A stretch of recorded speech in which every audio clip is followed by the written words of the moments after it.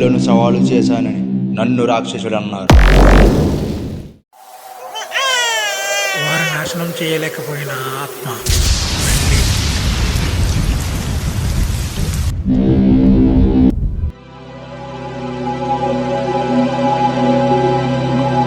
ఓ మానవ, నువ్వు ఒక రాజును గాయపరిచావు. నేను చావను, తిరిగి వస్తా. రావణుని వారసుడా, లేవనివ్వు, కానీ నేను అతడిని నాశనం చేస్తాను.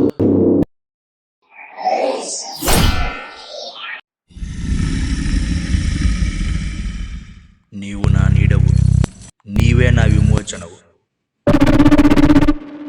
అతడు శాంతంగా ఉంటాడు, కానీ అతడి లోపల ఉన్న అగ్ని అలాంటిది కాదు.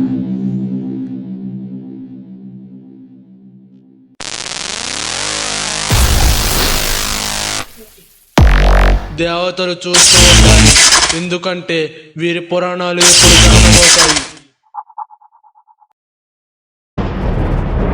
ధర్మాన్ని కాపాడే త్రిశూలం ఇప్పుడు శత్రువులపై పడుతుంది.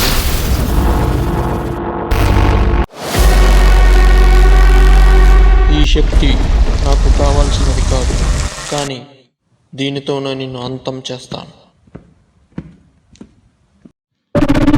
రాజునైనా నేనే, పండితున్నైనా నేనే, రాక్షసునైనా నేనే.